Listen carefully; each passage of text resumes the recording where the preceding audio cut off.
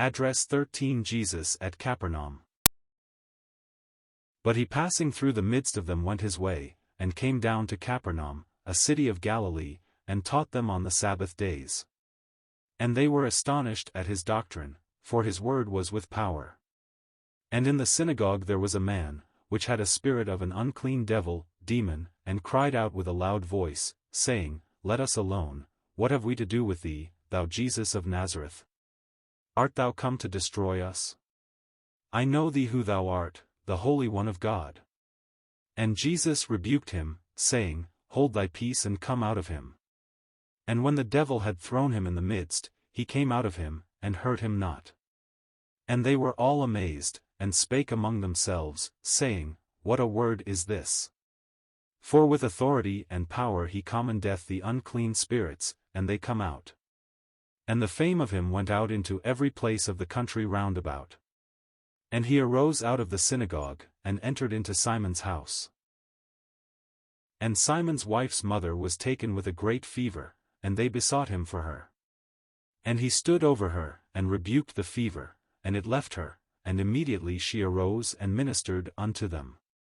Now when the sun was setting, all they that had any sick with divers diseases brought them unto him, and he laid his hands on every one of them, and healed them. And devils, demons, also came out of many, crying out, and saying, Thou art Christ the Son of God. And he rebuking them suffered them not to speak, for they knew that he was Christ, and when it was day, he departed and went into a desert place, and the people sought him, and came unto him, and stayed him, that he should not depart from them. And he said unto them, I must preach the kingdom of God to other cities also, for therefore am I sent. And he preached in the synagogues of Galilee. Luke 4 verses 30 to 44. The greater portion of this section consists of one day's work on the part of our blessed Lord Jesus Christ, in the city of Capernaum, at the northern edge of the Sea of Galilee. It is called elsewhere his own city.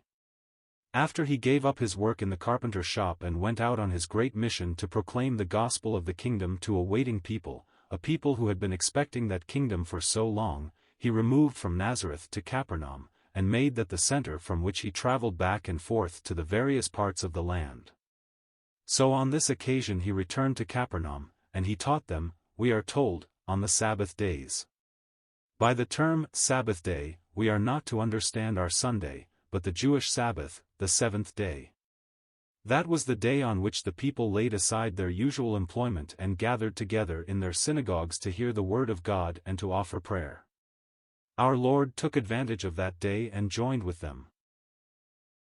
It had been his custom always to do this, and there in the synagogue on the Sabbath days he ministered the word of God. We are told that the people were astonished at his doctrine, for his word was with power. There was a divine energy about him that appealed to them. They had never heard another like him. You remember some time afterward when officers were sent to arrest him, they returned without him and were asked, Why have you not brought him? Their answer was, Never man spake like this man. There was something so compelling about the message of the Lord Jesus Christ, that it moved the hearts even of his enemies. His word was with power. It was not only the power of his deity, but it was also the power of the Holy Spirit, for our Lord Jesus chose, as man on earth, not to act according to his own deity, but to be led, and guided, and controlled by the Holy Spirit. Therefore, in the power of the Holy Spirit he preached the gospel of the kingdom. On one particular occasion we read that in the synagogue there was a man who had a spirit of an unclean demon, and cried out with a loud voice. We should change the word devil in the authorized version to demon. Because of the well-recognized fact that according to Scripture there is only one devil, Satan, who is called that old serpent, the devil, but there are a great many demons. These demons, evidently, were spirits led by Satan in his great rebellion, and he is called the prince of the power of the air. So we gather that these demons are not yet confined in hell, but with their master, Satan, they have access to men, and on certain occasions they can actually indwell and dominate men, or even where they do not indwell them, are able to impress them for evil, and lead them into ways contrary to the will of God. Here was a case of a man who was actually possessed with a demon. Just as in our dispensation of grace Christians are indwelt by the Holy Spirit of God, and so act under His control as they yield obedience to Him, so it was possible for men to be indwelt by one of these evil spirits and act as under that control. When this man, in whom the evil spirit was, saw the Lord Jesus Christ there in the synagogue, he cried out, "Let us alone. What have we to do with thee, thou Jesus of Nazareth? Art thou come to destroy us? I know thee who thou art, the Holy One of God." There is something very striking here. Men, ordinarily speaking, did not know him. He came unto his own, and his own received him not. Those who should have known him, those who should have recognized him as having been sent by the Father, failed to understand who he was. The demon knew because Jesus has absolute authority over the unseen world. This is the only world in which anyone dares to flaunt his will, or deny his deity. Everybody does his will in heaven. Everyone knows him there, and all the lost have to be subject to him in the underworld.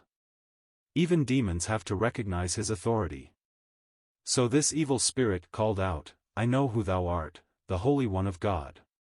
But Jesus did not desire a testimony of that kind, so he rebuked him, saying, "Hold thy peace, and come out of him," and immediately in response to the word of the Lord Jesus the evil spirit, dominating the man, threw him in convulsions on the ground, and then came out of him and no longer hurt him.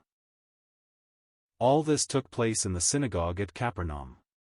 When I was visiting Palestine some years ago, I think the greatest thrill I had, next to visiting the place called Calvary, and the garden tomb just outside the Damascus gate of Jerusalem, was when standing on that very platform of the synagogue in Capernaum where this event and other events recorded in the Gospel took place. It was at Capernaum, we are told, that a Roman centurion built the Jews a synagogue, and for many, many centuries Capernaum had been entirely hidden from view. Archaeologists were unable to identify its site, until some years before the First World War a group of German monks built a monastery on a hill north of the Sea of Galilee, and when the World War broke out they were interned within the monastery grounds and were not permitted to leave until the war was over. While interned, in order that they might keep physically fit, they began to dig about on the hill where their monastery stood, and soon they began uncovering great blocks of limestone. The work went on with great interest, and by they uncovered an ancient synagogue. There was the entire floor, the great stones of the side walls, and the platform and pillars that had once upheld the roof. Now they have restored a great part of that synagogue, set up those pillars in place again, and though, of course, the roof is not on, you can enter the building, can look out over the vast floor capable of seating several hundred people, and you can stand on the platform back of the stone reading desk. As I stood there with one of the monks by my side and my wife and daughter on the other side, how sacred a spot it seemed. I knew that my feet were standing on the very place where my blessed Lord had stood so long ago. They were able to identify it as the synagogue of Capernaum by this. They found on the great stones of the foundation all kinds of Hebrew signs. For instance, you can see cut in the stone Aaron's rod, and the golden bowl that was placed in the ark, the 5-pointed star of Solomon and the 6-pointed star of David, the olive, the fig, and vine leaves which are used as symbols of Israel, and a great many other signs that were distinctly Jewish, and yet the synagogue itself is definitely Roman in architecture. But there is only one Roman sign to be seen. That is the great eagle. Evidently some Jew who revolted at this had chiseled off most of the eagle. The Jew did not like the sign of the eagle on a synagogue devoted to Jehovah. There is little question but that it is the synagogue built by the Roman centurion, that the Jews might have a suitable place of worship. There it is, bearing silent testimony to the Word of God. As I stood there at the reading desk, I could look down, and I said to the monk, somewhere near there was that man with the unclean spirit. I can almost imagine I see him rising to his feet, and hear him screaming, "Let us alone, what have we to do with thee, Jesus of Nazareth? Art thou come to destroy us?" The monk said, and Jesus rebuked him. I said, "Yes. So we went on, mentioning one thing after another that had taken place in that synagogue. It is a very real thing when you read the Bible in the light of what you can see, even in present-day Palestine. You realize how wonderfully accurate everything is. When this man, then, was delivered from the power of the evil spirit, the people assembled there were stirred greatly. They were all amazed and spake among themselves, saying, What a word is this! For with authority and power he commandeth the unclean spirits, and they come out. And the fame of him went out into every place of the country round about. Notice one thing about the miracles of our Lord. He never wrought a miracle for self-aggrandizement. He never exercised his marvelous power merely in order to draw attention to himself.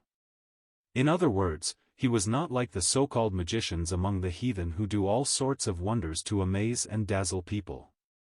Jesus never wrought a miracle of any kind except for the benefit of others. It was so in delivering this man from the power of the unclean spirit. It was so great a miracle that the audience was stirred and they began to spread his fame abroad. But he went out of the synagogue on the same day and went down into the city. He entered into the house of Simon Peter, the fisherman, who lived there also. Simon's wife's mother was taken with a great fever, and they besought him for her. Some people have forgotten that Simon Peter ever had a wife. He was not a celibate clergyman. His mother-in-law lived with them. He was doubtless deeply concerned because she had taken ill, and they called to Jesus, and they besought him for her. Oh, how often in these records we find people going to the Lord Jesus about others. And he invites us to do the same, and to bring to him those who are sick, and those who are needy, and those who are distressed.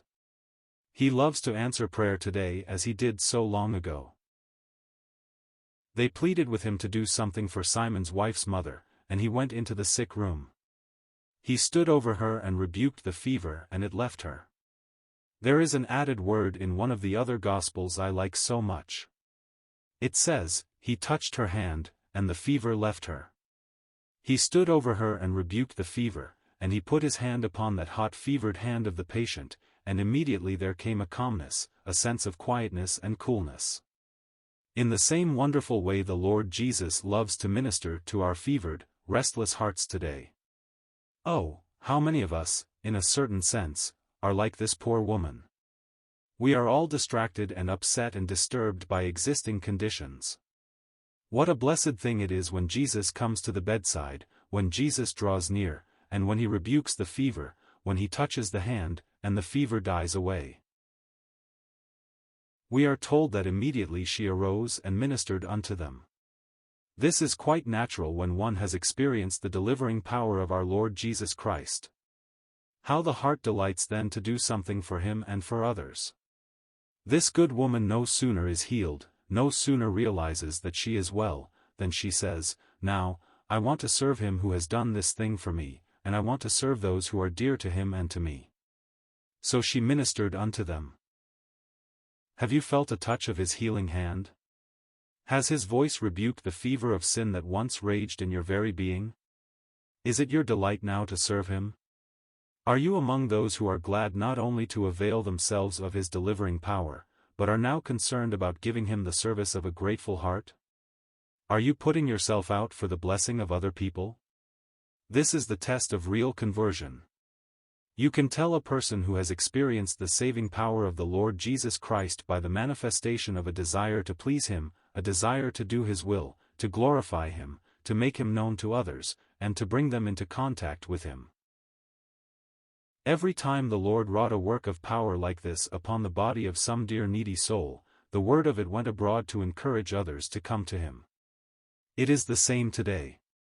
When the Lord Jesus works in great grace, saving one from the life of sin, bringing him to know God and giving him the power to live a new life to his glory, how it appeals to other people. I do not think there is anything that has such a tendency to draw folks to any place where the Word of God is preached as the word going forth that people are being saved, that men and women are being delivered from their sins, that God is working miracles among them. Oh, that we might see more of that here, the saving power of our Lord Jesus thus manifested. In this instance we are told that as the sun was setting, and the day drew to a close, a day in which he had been so busily engaged in alleviating woes, that multitudes were brought to him, and he laid his hands on them and healed them. Nobody ever came to him in the days of his flesh, seeking deliverance from any ailment, but he met them in grace and delivered them. Somebody might say, well, how is it that now sometimes when we are sick, we come to him, and we do not receive that for which we ask?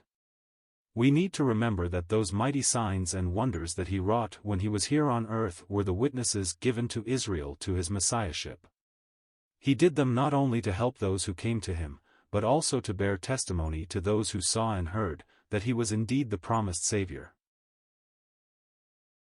You will remember that the prophet of old declared that in his day the tongue of the dumb should be made to sing, the lame should leap as a hart, the eyes of the blind should be opened, the ears of the deaf unstopped, and that sorrow and sickness should flee before him.